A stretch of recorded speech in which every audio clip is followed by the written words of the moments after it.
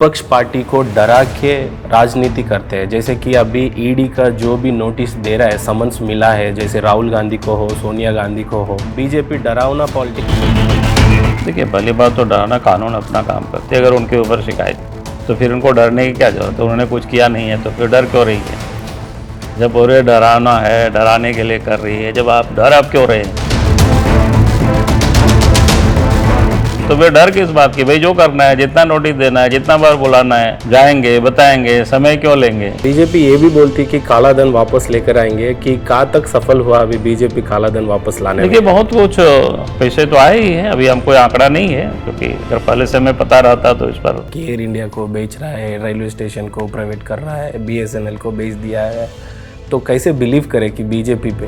आप चप्पल से लेकर के क्या कहते हैं चश्मा तक बने हुए हैं, सब प्राइवेट फैक्ट्री में बन रहा है। हवाई जहाज, गाड़ियाँ सब चलती है तो सब प्राइवेट हम यूज करते हैं। तो ये बिल्कुल बेकार की बातें हैं। जब झारखंड एक ऐसी स्टेट बिहार से सेपरेट होने के बाद आप पहले मुख्यमंत्री थे, क्या क्या चैलेंजेस आपके सामने थे? देखिए, चैलेंज एक तो कहेंगे कि क्योंकि बिहार से अलग हुआ था, बिहार में लालू की राज एक तो खराब चलता था, तो सामने एक बड़ा चैलेंज था कि यहाँ लोगों को ये भरोसा हो सरकार अच्छे से काम कर रही है। हमारे सामने बड़ी चैलेंज है। सर, हम ये भी सुने थे कि माओइस्ट के हाथों में आपका बेटे को भी एक साथ 19 लोगों को मारा था। जैसे एक कार्यक्रम हो रहा था मेला का, अग्निपथ का स्कीम के बारे में अपना कंट्री का प्रॉपर्टीज को नुकसान करते हुए प्रोटेस्ट कर रहे हैं। नौजवानों को थोड़ा सा भड़काया जा रहा है, उनको नहीं कर सकते हैं। अगर ऐसे लोग गलती से भी चले जाते हैं अग्निपथ में, बहुत कम लोगों को मिलता है इस प्रकार के अवसर देश सेवा करने का। कि ऐसी एक कोई स्कीम कि ट्राइबल के लिए बीजेपी वो लोगों को कुछ लाभ हुआ, ऐसा कोई स्कीम अभी तक लाया है बीजेपी ट्राइबल्स के लिए? लोगों ने बिजली नहीं देखा था, वो भी गांव तक बिजली पहुंची, और वो बच्चे आज सफलतापूर्वक देश विदेश में हवाई जहाज चला रहे। बड़े अच्छे से बोले थे आपको अमित शाह जी ने कि घर वापस ये किए बोल के। RSS से जुड़े, फिर विश्व हिंदू परिषद के ऑल टाइमर रहे लंबे समय तक। 1990 में भारतीय जनता पार्टी आई, तो मेरा बैकग्राउंड ही कभी भी पॉलिटिक्स नहीं किया।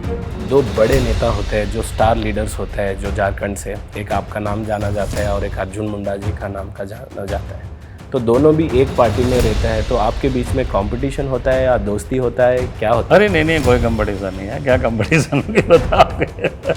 अपना काम हम करते हो, अपना काम करते हैं। तेलंगाना में बीजेपी आने के लिए मुमकिन है कि बीजेपी आ सकती है तेलंगाना में? बिल्कुल आ सकती है। एक बात आप स्ट्रेट बता दीजिएगा कि तेलंगाना जनता बीजेपी को क्यों वोट दी? अभी जो KCR, तो पता चला कि एक तो वो भी परिवार को ही प्रमोट करने लगे, और आप रिसेंटली हेमंत CM के ऊपर भी आप ये आरोप किए कि नाम बदल के प्रॉपर्टीज खरीदने की। आगे सुप्रीम कोर्ट से बड़े बड़े लॉयर को ले आते हैं। बोले भाई गड़बड़ ही नहीं है तो फिर इतना क्यों करेगा, बार बार क्यों करते? अब उनके वकील कपिल सिब्बल ने कहा कोर्ट हुजूर, अगर ये सब जांच होगा तो पूरा परिवार प्रभावित। पूरा कंट्री का सबसे ज़्यादा मिनरल्स हो या कोई माइनिंग्स हो, जो झारखंड में इतना सब कुछ रहने के बावजूद भी झारखंड क्यों डेवलप नहीं हो पा रहा? मुझे राज्य के विकास के बारे में सोचते हैं, विकास के बारे में सोचने लगे। सरकार आती रही जाती रही, थोड़ा सा देखिए, हमें लगता है कि आने वाला कल टीचर से लेके मुख्यमंत्री तक जाए वाला PM बना है। सोचे थे सर कभी मुख्यमंत्री बनने? नहीं, ये कभी हम सोचे नहीं थे कि पॉलिटिक्स में कोई MLA MP बने, क्योंकि हमने कहा कि पहली बार जब हम संगठन में आए थे बीजेपी में, लेकिन अब पार्टी को क्या लगा कि नहीं, इनको चुनाव लड़ना चाहिए, तो चुनाव लड़ा दिया पार्टी ने। अटल बिहारी वाजपेयी जी का प्रिय शिष्य थे बोल के, और ये बात सच है कि सबों का हमको प्यार मिला जी। अटल जी का भी, अडवाणी जी का, अडवाणी तो अभी भी है। सब चीज़ें प्राइवेट हो जाती है तो युवाओं को गवर्नमेंट का नौकरी, एक सिक्योरिटी, ये कैसा कर पाओगे आप? देखिए, मैं तो कहता ना, नौकरी तो कहीं भी मिलेगी ना, आप उनको भी अच्छी सैलरी देते हैं, काम करते हैं। प्राइवेट में लोग जॉब कर रहे हैं आज भी। अगर आप देख लीजिए पूरे आंकड़ा, प्राइवेट ने कितनी जॉब दिए हुए हैं पूरे देश में, करोड़ की आबादी है। गवर्नमेंट जॉब में कितने लोग हैं पूरे देश में, राज्य सरकार, केंद्र सरकार, सब मिला करके देख लीजिए। नमस्ते, मैं Babulal Marandi. Please subscribe to signature studio. Yeah, very good morning. This is Mahendra from Signature Studio. Again today we have a very special guest with us, Babulal Marande from Jharkhand. He is known as like पहले भी झारखंड का जब पहला CM भी बने थे साहब ने। आज आपके सामने मैं ला रहा हूँ सिग्नेचर स्टूडियो का मंच पे। Welcome you sir. चलिए, बहुत बहुत नमस्ते। धन्यवाद। अग्निपथ का स्कीम के बारे में, देश का युवा जवान, देश की रक्षा करने वाले जवान अपना कंट्री का प्रॉपर्टीज़ को नुकसान करते हुए प्रोटेस्ट कर रहे हैं, इसके ऊपर आपका क्या कहना है? देखिए, हमने कई दफ़ा इस पर कह चुके हैं कि हमें लगता है कि नौजवानों को थोड़ा सा भड़काया जा रहा है, उनको गलत इंटरप्रेट किया जा रहा है। नहीं तो देश की जो आज भारत सरकार है, देश की सेवा के लिए एक अपॉर्चुनिटी दे रहे, एक अवसर दे रहे, उस अवसर का लाभ उठाना चाहिए। और किसी की कोई ज़ोर ज़बरदस्ती तो है नहीं। जी। भाई आप अच्छा लगता है कि हमें देश के लिए 4 साल हमको कंट्रीब्यूट करना है, देश की सेवा में सरहद पर जाना है, तो मुझे लगता है कि इससे बड़ी और नौजवानों के लिए दूसरे क्या अवसर हो सकता है। लेकिन उसको इस ढंग से लोगों को भड़काया जा रहा है, जॉब या बाकी। मैं कहता हूँ कि भाई ये जॉब नहीं है, बल्कि देश सेवा के लिए एक सुनहरा एक अवसर है, एक मौका है, और नौजवानों को इस मौका को नहीं चूकना चाहिए। और जो लोग भी तोड़फोड़ कर रहे हैं, तो मैं नहीं कह सकता हूँ कि वो कभी भी देश के लिए वैसा नौजवान सोच सकता है। और ये तो अच्छा हुआ, कम से कम इस प्रकार के लोग चिन्हित हो गए, लोगों को पता चल गया कि भाई ये लोग देश के लिए नहीं कर सकते हैं। अगर ऐसे लोग गलती से भी चले जाते हैं अग्निपथ में, तो सेवा के बदले लोग उत्पात ही वहाँ भी करते हैं। तो उससे बढ़िया है कि पहले ही ये लोग चिन्हित हो गए, पहचान में आ गए। इसलिए मैं देश के नौजवानों से कहूँगा कि भाई इस अवसर को हमें नहीं गंवाना चाहिए। ये बहुत कम लोगों को मिलता है इस प्रकार के अवसर देश सेवा करने का। सर, पास्ट में देखा गया तो आर्मी एक रिक्रूटिंग ऐसा था कि वो लोगों का जॉब सिक्योरिटी देता था। बीजेपी वाले ने बोल रहा है कि देश की सेवा करने के लिए, जवानों सब काम करने के लिए आप जवान को ऐसा चूज़ कर रहे हैं कि देश की सेवा करें, पर युवा पीढ़ी देख रहा है कि वो जॉब की सिक्योरिटी। देखिए, मैंने पहले ही कहा कि चूँकि ये हम जॉब के दृष्टिकोण से इस पर बारे में नहीं सोचे। अगर हम जॉब के बारे में सोचेंगे तो फिर हम परेशान होंगे, जो आज भी लोग परेशान हो रहे हैं। हम ये सोचें कि भाई हमारे लिए अपॉर्चुनिटी गवर्नमेंट दे रही है कि भाई हम देश के लिए सेवा करें।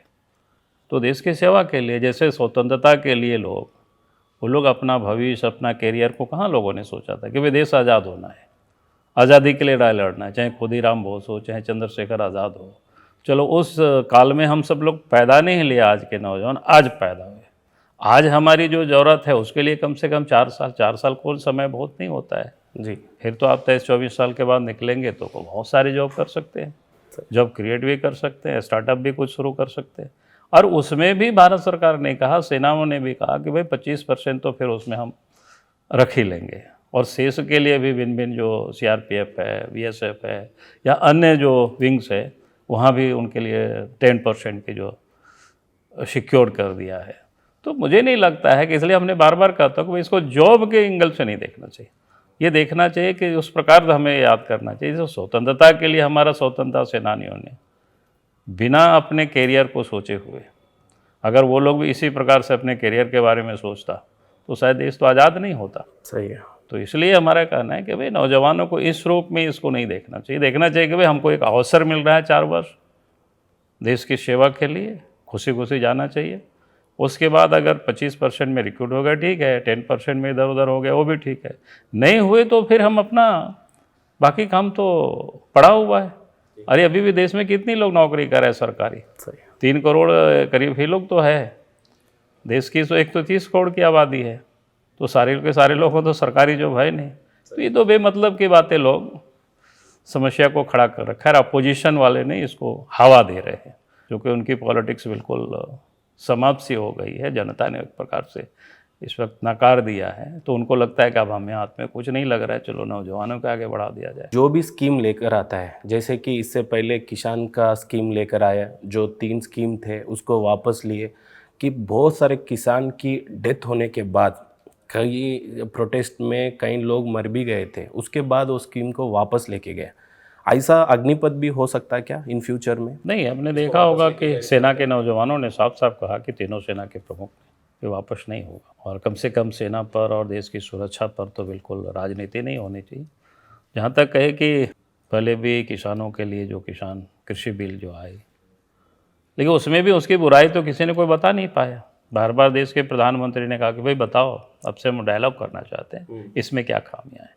खामियां बताए नहीं, लेकिन एक बच्चे की तरह कोई जिद करे कि नहीं इसको वापस लेना है, नहीं तो रोड पर बैठ गए। तब बीजेपी कई को बार बार ये स्कीम में फेल हो जाता है जब किसान का बिल्स के बारे में हो, नहीं अगेंस्ट होने का, ये किसान का भी प्रोटेस्ट ऐसा ही हुआ, अभी देश की युवाओं का भी ऐसा ही प्रोटेस्ट हो रहा है, तो ये कई को ऐसा होता है।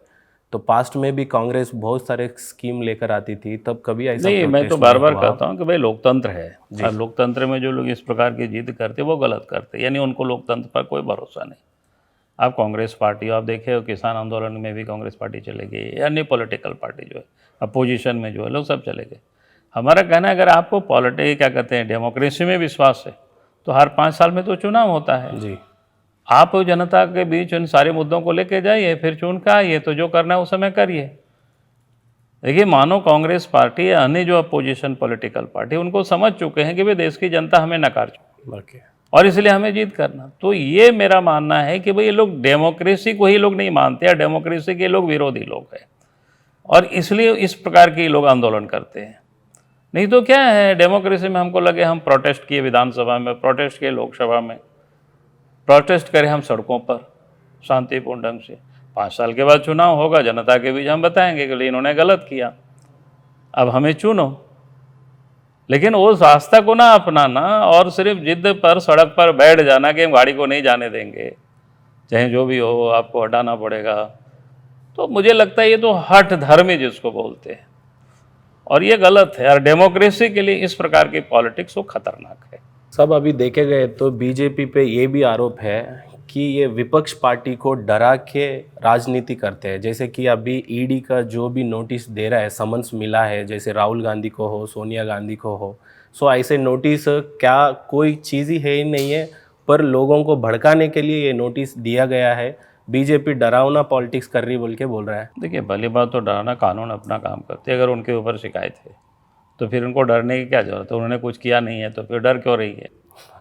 जब उन्हें डराना है, डराने के लिए कर रही है, जब आप डर आप क्यों रहे हैं, इसका मतलब आपने कुछ गड़बड़ किया। अगर कुछ आप गड़बड़ ही नहीं किए रहते तो फिर डर किस बात की। भाई जो करना है, जितना नोटिस देना है, जितना बार बुलाना है, जाएंगे, बताएंगे, समय क्यों लेंगे, खुल करके, क्या दिक्कत है। लेकिन जब बताना नहीं चाहते हैं, समय लेते हैं कि नहीं अभी नहीं आएंगे, बाद में जाएंगे, थोड़ा समय दीजिए वगैरह, तो इससे समझ में आ जाता है कि भाई दाल में कुछ ना कुछ काला है। इतना डरे हुए क्यों है, भयभीत क्यों है। अगर हम डरे नहीं हैं तो किसी का भी नोटिस आवे क्या दिक्कत है, हम उसको बता देंगे कि भाई देख लीजिए, सब दरवाज़ा खोल देंगे, जांच कर लीजिए, क्या है। बीजेपी ये भी बोलती कि काला धन वापस लेकर आएंगे, कि कहाँ तक सफल हुआ अभी बीजेपी काला धन वापस लाने में? देखिए, बहुत कुछ पैसे तो आए ही हैं, अभी हमको आंकड़ा नहीं है, क्योंकि अगर पहले से हमें पता रहता तो इस पर हम जरूर वर्क करके आते। लेकिन आपने देखा कि काफ़ी जो गड़बड़ हुई उसमें से आया पैसा। कि ऐसी एक कोई स्कीम कि ट्राइबल के लिए बीजेपी वो लोगों को कुछ लाभ हुआ, ऐसा कोई स्कीम अभी तक लाया है बीजेपी ट्राइबल्स के लिए? देखिए, पहली बात तो अगर आप झारखंड के कहें तो जैसे अलग राज्य बना तो ट्राइबल गांव में रहते हैं, सुदूर क्षेत्रों में रहते हैं, तो उनके यहाँ डेवलपमेंट के कुछ भी वहाँ तक पहुँचा नहीं था। तो उस समय देश में भी सरकार थी बीजेपी की, अटल बिहारी वाजपेयी जी प्रधानमंत्री थे, तो हम लोगों ने रूरल कनेक्टिविटी उसी समय शुरू हुई थी, तो गाँव तक सड़कें पहुँची, लोगों ने बिजली नहीं देखा था वो भी गाँव तक बिजली पहुँची। और फिर हमने एजुकेशन पर विशेष फोकस किया था उस समय 28 से 29 बच्चों को गवर्नमेंट के खर्चे से हमने पायलट बनवाए थे, ट्रेनिंग करके 20-22 लाख रुपया लगता है, तो गरीब ट्राइबल कहाँ से पैसा ला सकेंगे, सब तो मजदूरी करता है या खेती बाड़ी करता है, 2 ही रास्ता है। और वो बच्चे आज सफलतापूर्वक देश विदेश में हवाई जहाज़ चला रहे हैं आसमान में, तो बहुत बड़ी स्कीम थी। फिर लगभग हम 600-700 बच्चों को हमने रोज़गार के लिए बसें हमने उपलब्ध कराया था फ्री ऑफ कॉस्ट, ट्रेन करके कि भाई चलाओ थोड़ा सीखो। उस समय काफ़ी आलोचना भी हुई थी लोगों से, भाई लोग बर्बाद कर देगा। हम बोले पहले बर्बाद होगा तभी लोग आबाद होंगे, कुछ तो उसको सिखाना पड़ेगा। और धीरे धीरे लोग चल रहे हैं, आगे बढ़ रहे हैं। तो ऐसे मैं कह सकता हूँ कि आज भी मैं मानता हूँ अगर ट्राइबल का विकास करना तो फिर हमें उनको समान अवसर उपलब्ध कराना। समान अवसर मतलब जैसे विकास के लिए जो ज़रूरी चीज़ें होता है, गाँव तक सड़क है, घरों तक बिजली है, शिक्षा की सुविधा हो, अच्छे शिक्षा पा सके, उसके लिए उनको आर्थिक संसाधनों को मुहैया कराना। तो उस समय जो भी बच्चे वहाँ, चूँकि नया राज्य बना था, इंजीनियरिंग कॉलेज वगैरह नहीं था, मेडिकल नहीं था। तो हमने कहा था कि वहाँ के लड़के अगर बाहर भी जाते हैं इंजीनियरिंग और मेडिकल की पढ़ाई के लिए, टेक्निकल एजुकेशन के लिए, तो जो भी ट्यूशन फीस होगी तो झारखंड सरकार व्यय करेगी, और हम दे रहे थे। क्योंकि जब तक वहाँ नए कॉलेज नहीं बन जाते हैं, नए कुछ नहीं इस्टेब्लिश हो जाते हैं, तो इसका लाभ लड़कों ने बहुत उठाया। अच्छा। और ये बड़ा तो ऐसे बहुत काम कर सकता है। अभी भी देश की सरकार कर रही है काम उस दिशा में। जब झारखंड एक ऐसी स्टेट बिहार से सेपरेट होने के बाद आप पहले मुख्यमंत्री थे, क्या क्या चैलेंजेस आपके सामने थे, तब कैसे आप उसको आगे लेके चले थे? देखिए, चैलेंज एक तो कहेंगे कि क्योंकि बिहार से अलग हुआ था, बिहार में लालू की राज, एक तो करप्शन था, तो सामने एक बड़ा चैलेंज था कि भाई लोगों का विश्वास हो कि भाई करप्शन फ्री है गवर्नमेंट हो, या लोगों को ये भरोसा हो सरकार अच्छे से काम कर रही है। हमारे सामने बड़ी चैलेंज थी। तो हमें लगता है कि उसको हमने सफलता से सामना किया है और अच्छी गुड गवर्नेंस दी है। आज भी झारखंड में लोग याद करते हैं इस बात को। और मैं ये कहता हूँ कि बहुत दिनों तक हम नहीं रहे, लगभग 2.5 साल ही रहे राज्य के मुख्यमंत्री, लेकिन किसी ने कोई करप्शन की उस वक्त किसी ने कोई चर्चा आरोप नहीं लगा पाए, आज तक नहीं लगा पाए। इस बारे में कोई नहीं बोलता है। तो मैं समझता हूँ कि कम बड़ी बातें नहीं है इसमें। दूसरा, जो वहाँ उस राज्य में एक समस्या थी वो माओवादी उग्रवाद की समस्या जी। काफ़ी उस वक्त 2-3 मुख्यमंत्री हिट लिस्ट में थे माओवादी के, PLF ग्रुप जो उनका चलता है उसी में। तो एक चंद्रबाबू नायडू भी थे आंध्र प्रदेश से, हमारा नाम भी था, और एक बुद्धदेव भट्टाचार्य का। तो उनके वेबसाइट में लोग डाला था कि इससे बहुत खतरा है। तो गांव घर से जो अच्छे किसान थे, बड़े किसान थे, छोड़ चुके थे खेती बाड़ी। आतंक इतनी थी। जंगलों में उन लोगों ने बड़े बड़े आडा बना रखा था, बैंकर बना रखा था जहाँ छुपने की, जैसे सरहद पर जो सिपाही करते हैं वैसे। तो उससे काफ़ी संघर्ष करना पड़ा पुलिसों को, मुख्य धारा में भी लोगों को लाए। हालांकि बाद के दिनों में काफ़ी हमें कीमत भी चुकानी पड़ी। घटना एक घटी थी कि हमारे लड़के थे, उसके साथ 20 लोगों की हत्या हुई थी। एक सार्वजनिक समारोह, ऐसे ही मेला टाइप लगता था, तो गए हुए थे। तो कहने का अर्थ है कि वो एक बड़ी चैलेंजिंग थी लॉ एंड ऑर्डर को मेंटेन करना। माओवादी उग्रवादी जहाँ इतनी जड़ें जमा चुकी थी उसको वहाँ से उखाड़ना, और वो भी इतनी कम समय में। जी। तो ये बड़ी चैलेंज था। एक तो करप्शन। सर, हम ये भी सुने थे कि माओइस्ट के हाथों में आपका बेटे को भी। हाँ, वही मैं बता रहा था कि एक साथ 19 लोगों को मारा था। जैसे एक कार्यक्रम हो रहा था मेला का, ये फुटबॉल खेल हुआ था, उसके बाद समाप्ति के बाद कुछ और रात में अंधाधुंध गोली चलाया सामने, उसमें भाई बाच निकले। भाई को भी लोग टारगेट किया था, लेकिन वो किसी प्रकार से वहाँ से बच निकले। सर, रिसेंटली आप जब बीजेपी ज्वाइन किए थे, अमित शाह जी ने ये भी बोला था कि घर वापस ही किए आप बोल के बोले थे। आप पहले बीजेपी में भी थे, बाद में बीजेपी में आए, क्यों गए थे, क्यों वापस आए थे? अब उसकी कहानी पुरानी हो चुकी है, इसलिए उसके कोई पता नहीं है। कहीं हम गए नहीं थे, अपना हम स्वतंत्र रूप से रहे कि साहब, कोई किसी पार्टी में गए नहीं कहीं। सब में घर में होते रहता है। परिवार जब बड़ा होता है कभी कभी तो झगड़े होते हैं, तो घर से लोग निकल जाते हैं, कहीं चले जाते हैं, सोचे कि चलो जाते। बड़े अच्छे से बोले थे आपको अमित शाह जी ने कि घर वापस ये किए बोल के, कैसा महसूस हुआ था वो टाइम पे आप? नहीं, स्वाभाविक है कि संबंध तो था ही। हमने कहा कि मेरा तो पैदाइश पॉलिटिक्स में तो बीजेपी में हुई थी जी, जो कि पास्ट हमारा इससे जो रहा कि RSS से जुड़े, फिर विश्व हिंदू परिषद के ऑल टाइमर रहे, तो लंबे समय तक 1990 में भारतीय जनता पार्टी आए। तो मेरा बैकग्राउंड ही था कि कोई और पार्टी से हम कभी भी पॉलिटिक्स नहीं किए थे। सर, अभी तक आप बहुत अच्छे शांत आंसर्स दिए। मेरे को इस बात का मैं कोशिश करता हूँ कि आपसे सच्चाई बाहर लाए। सब 2 बड़े नेता होते हैं जो स्टार लीडर्स होते हैं जो झारखंड से, एक आपका नाम जाना जाता है और एक अर्जुन मुंडा जी का नाम का जाना जाता है। तो दोनों भी एक पार्टी में रहते हैं, तो आपके बीच में कंपटीशन होता है या दोस्ती होता है, क्या होता है? अरे नहीं, कोई कंपटीशन नहीं है। क्या कंपटीशन होगी बताओगे? अपना काम हम करते हैं, वो अपना काम करते हैं, और सब लोग हम तो यही मानते हैं कि सबको अपना काम प्रामाणिकता से करना चाहिए, बस, और क्या है। क्योंकि हम लोग एक निश्चित ध्येय के लिए संगठन में आए हैं कि हमारे लिए राष्ट्र सर्वोपरि है, जनता सर्वोपरि है। इस भाव को लेकर के काम करना, बस। समस्या क्या है? जनता के लिए काम करना, राष्ट्र के लिए काम करना। और एक रिस्पॉन्सिबिलिटीज़ अभी दिया गया है जो काम के लिए आप आए हैं अभी तेलंगाना के लिए, कि बीजेपी ने अभी तेलंगाना को भी राज्य स्थापित करने के लिए ये जो चीज़ें करते जा रही है, तो आप क्या सोचेंगे कि तेलंगाना में बीजेपी आने के लिए कि ये मुमकिन है कि बीजेपी आ सकती है तेलंगाना में? बिल्कुल आ सकती है। एक राज्य में, कभी दक्षिण के राज्य में से कर्नाटक बगल में है, तो वहाँ बीजेपी आई कई दफ़े। तो ऐसा नहीं है कि आप तेलंगाना, आंध्र प्रदेश, पिछले बार जब हम लोग बाहर से देखते हैं चुनाव में जो चर्चाएं होती है बाहर, जो कि आप धीरे धीरे भारतीय जनता पार्टी के लोगों के विश्वास में बढ़ रही है भारतीय जनता पार्टी के प्रति। जो बाकी जो पॉलिटिकल पार्टी है, या तो परिवार और पैसे उसके इर्द गिर्द ही पार्टी घूमती है। अगर सचमुच में हमें डेमोक्रेसी लानी है देश में या मजबूत करनी है, डेमोक्रेसी तो है ही, और आम लोगों तक हमें पहुंचानी है, तो ये भारतीय जनता पार्टी कर सकती है। और दूसरी पार्टी से कोई, वो अपने परिवार के बाद सोच ही नहीं सकते। आप देखेंगे कि वो आ गए तो फिर उसके बेटा भी साथ साथ बढ़ रहे हैं। पूरा जितनी भी आप चाहें क्षेत्रीय पार्टी देख लीजिए या राष्ट्रीय कांग्रेस पार्टी, बाकी तो और कहाँ है।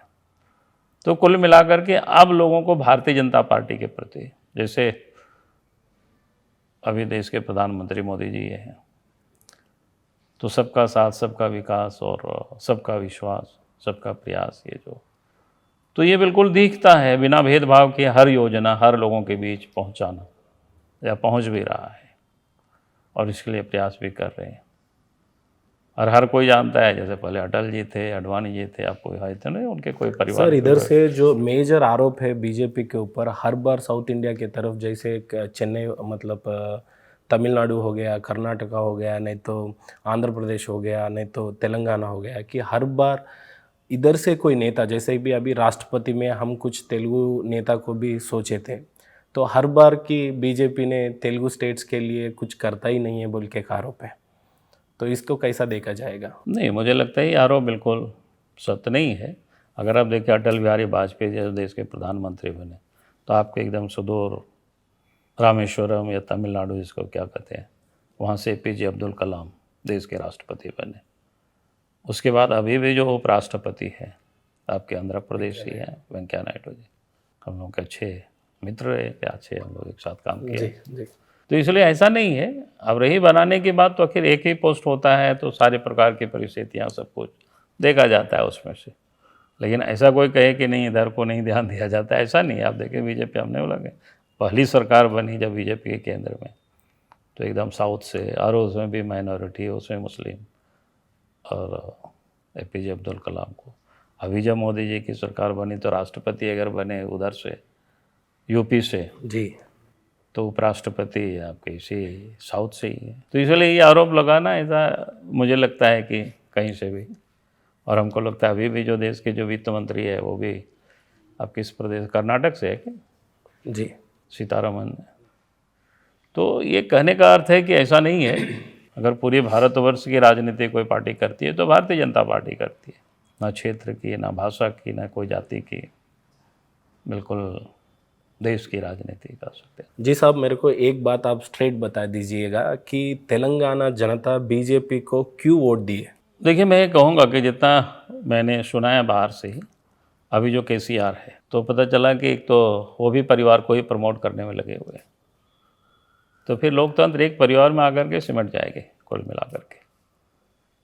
तो हमने कहा कि डेमोक्रेसी को अगर उसकी यानी प्रजातंत्र, प्रजा की शासन है, ये अगर सबको एहसास कराना, या फिर डेवलपमेंट का भी जो काम जितनी बीजेपी करती है या कर रही है अभी भी, मुझे नहीं लगता है कि बाकी लोगों से और कुछ हो सकता है। बीजेपी पे ये भी आरोप है ना सर, जैसे कि प्रॉपर्टीज बेचना है, जैसे प्राइवेटीकरण करना है, जैसे कि एयर इंडिया को बेच रहा है, रेलवे स्टेशन को प्राइवेट कर रहा है, BSNL को बेच दिया है, तो कैसे बिलीव करें कि बीजेपी पे? देखिए, पहली बात तो मैं ये कहूँगा कि ये भी लोग बिल्कुल गलत बोलते हैं, और मैं तो बार बार कहता हूँ कि भाई सरकार को पहली बात तो बिजनेस नहीं करना चाहिए, मैं इस मत के हूँ। सरकार को एडमिनिस्ट्रेशन देखना चाहिए, प्रशासनिक कामकाज की देखना चाहिए। आज हम जितनी चीज़ें अभी हम सब लोग यहाँ उपयोग कर रहे हैं आसपास, आप एक भी बता दीजिए कोई गवर्नमेंट की संस्थान में कोई पैदा हुआ हो। जब हम सब कुछ अवेल करते हैं प्राइवेटली, और फिर बाकी चीज़ों के लिए हम राजनीति करना शुरू कर देते हैं। आप चप्पल से लेकर के क्या बोलते हैं चश्मा तक पहने हुए हैं, सब प्राइवेट फैक्ट्री में बन रहा है। हवाई जहाज़, गाड़ियाँ सब चलती है, तो सब प्राइवेट हम यूज करते हैं। तो ये बिल्कुल बेकार की बातें हैं। सर या जब कोई सब तथाकथित चीज़ें प्राइवेट हो जाती है तो युवाओं को गवर्नमेंट का नौकरी, एक सिक्योरिटी, ये कैसा कर पाओगे आप? देखिए, मैं तो ये कहता ना, नौकरी तो कहीं भी मिलेगी ना। आप ही के मीडिया में कई लोग काम करते होंगे, आप उनको भी अच्छी सैलरी देते हैं, काम करते हैं। तो इसलिए ऐसा नहीं है कि आप गवर्नमेंट में जितने लोग जॉब कर रहे हैं उससे अधिक प्राइवेट में लोग जॉब कर रहे हैं। आज भी अगर आप देख लीजिए पूरे आंकड़ा निकाल लीजिए, आजकल तो सब नेट में पड़ा हुआ है। प्राइवेट ने कितनी जॉब दिए हुए हैं पूरे देश में? हमने कहा कि 130 करोड़ की आबादी है, गवर्नमेंट जॉब में कितने लोग हैं पूरे देश में? राज्य सरकार, केंद्र सरकार, सब मिला करके देख लीजिए तो ये 4 करोड़ भी क्रॉस नहीं करेगी। तो बाकी लोग जो अब जॉब कर रहे हैं, कहाँ कर रहे हैं? या तो प्राइवेट कारखाना में या अपने खेतों में, कल्याणों में, वही लोग जॉब कर रहे हैं। तो ये तो इस प्रकार से लोगों को भ्रमित किया जाता है ताकि देश की प्रॉपर्टी कुछ लोग ऐसे ही यूँ बर्बाद करें, उसी काम में लोग लगा रखे। भाई हमने बहुत दिनों तक देखा कि सरकारी कामकाज कैसा चल रहा है, तो हम नया भी हमें प्रयोग करते रहना चाहिए हर हमेशा। और जैसे एक आदमी के प्रयास या कुछ एक लोगों के प्रयास से देश आगे नहीं बढ़ेगा, तो सबका प्रयास होना चाहिए। तो सबके प्रयास के लिए खाली सरकारी जॉब के ही लोग ढूंढते रहेंगे तो मैं समझता हूँ ये गलत। सर अब आएंगे झारखंड के ऊपर, जैसे कि आप प्रधान विपक्ष पार्टी हो अभी झारखंड में, तो अभी कभी अगले बार आपको हम सीएम के रूप में देख सकते हैं, या बीजेपी कैसे स्ट्रैटेजीज वहाँ लगा रहा है? और आप रिसेंटली हेमंत सीएम के ऊपर भी आप ये आरोप किए कि नाम बदल के प्रॉपर्टीज़ खरीदने की, कहाँ तक आया आपका प्रोटेस्ट? देखिए चल रहा है, अभी तो मामला हाईकोर्ट में भी चल रहा है, लोग डेट पर डेट वो ले रहे हैं। उन्होंने ढेर सारे सेल कंपनी बनाए, हमने कहा कि भाई इसकी पूरा जांच होनी चाहिए। हम लोगों ने नहीं, बाकी एक व्यक्ति ने पीएल फाइल किया है कोर्ट में, उसी पर चल रहा है। अब ये सुप्रीम कोर्ट से बड़े बड़े लॉयर को ले आते हैं, तो बोले भाई गड़बड़ ही नहीं है तो फिर इतना क्यों परेशान है, बार बार क्यों कहते हैं? अब उनके वकील कपिल सिब्बल ने कहा कोर्ट में कि हुजूर अगर ये सब जांच होगा तो पूरा परिवार प्रभावित होगा। इसका मतलब क्या है? वह नहीं जान रहा है कि भाई लोगों ने गड़बड़ किया है पूरा परिवार ने। तो ये गलत है भाई, ये जनता की सेवा के लिए आप आए हैं और आप अपने लिए सब करने लग जाओगे। अपने नाम से खदान लोगे, अपने पत्नी के नाम से औद्योगिक क्षेत्र में ज़मीन लीज लेंगे। कहीं कोई देश के किसी भी राज्य में हमें नहीं लगता है कोई मुख्यमंत्री ने अपने नाम से खदान की लीज लिया हो, पत्नी के नाम से औद्योगिक क्षेत्र में ज़मीन की लीज लिया हो। तो ये तो अनर्थ ही है। बाकी जितना इलीगल काम है तो चल रहा है, बालू है, पत्थर है, कोयला है, जितना है खनिज, जो सब लूट ही रहे हैं जी। तो ये सब गलत है ना। सर झारखंड में ऐसा माना जाता है कि पूरा कंट्री का सबसे ज़्यादा मिनरल्स हो या कोई माइनिंग्स हो, जो झारखंड में इतना सब कुछ रहने के बावजूद भी झारखंड क्यों डेवलप नहीं हो पा रहा, बोले तो क्या बोलते हैं? देखिए, डेवलप नहीं हुआ ऐसा नहीं है, लेकिन हाँ जितना होना चाहिए उतना नहीं हो रहा है जी। अब उसका कारण मैं समझता हूँ कि धीरे धीरे होगा। एक तो जैसे अभी अच्छा अवसर मिला था, इनको बहुमत भी मिला था, राज्य के विकास के बारे में सोचते लगे, अपने विकास के बारे में सोचने लगे, तो फिर इसी प्रकार के बीच बीच में मामला गड़बड़ाया। सरकार आती रही जाती रही थोड़ा सा देर में, लेकिन हमें लगता है कि आने वाला कल अच्छा ही होगा झारखंड में। सर एक टीचर से लेके मुख्यमंत्री तक बनने का आपका जर्नी कैसे थी, कि ये रियल टाइम में देखा गया तो आपको बहुत सारे लोग मोटिवेट माना जाता है, जैसे कि टीचर से एक मुख्यमंत्री बने, जैसे चाय वाला पीएम बना है, कि अभी ये माना जाता है कि देश की युवा पॉलिटिक्स को या देश की फ्यूचर को चेंज करने के लिए युवाओं को माना जाता है। ऐसा युवा और पॉलिटिक्स में आने के लिए पैसे के बारे में बोलते हैं, पैसे नहीं है तो पॉलिटिक्स नहीं कर सकते हैं, नहीं तो बड़े लोगों का आशीर्वाद होना ज़रूरी होता है, बोलते हैं कि युवाओं को ये सब ज़रूरी है कि पॉलिटिक्स में आने के लिए? नहीं, मुझे ऐसा नहीं लगता है। जैसे हमने कहा कि हम तो एक साधारण किसान के परिवार से आते हैं, तो अभी साधारण किसान, मतलब साधारण किसान का मतलब होता है खाता पीता जो परिवार होता है वो होता है, उसी से सब।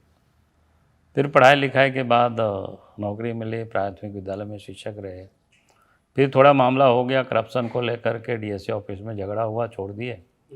फिर समाज जीवन में आए। सोचे थे सर कभी मुख्यमंत्री बनने? नहीं, ये कभी हम सोचे नहीं थे कि पॉलिटिक्स में कोई एमएलए एमपी बने, क्योंकि हमने कहा कि पहली बार जब हम संगठन में आए थे बीजेपी में भी, तो बीजेपी में जो एक प्रकार के संगठन मंत्री हुआ करते हैं होल टाइमर, जिसको चुनाव लड़ने से कोई मतलब नहीं होता है, संगठन कैसे सिर्फ काम करे, तो उस पृष्ठभूमि में हम संगठन में काम करने के लिए आए थे।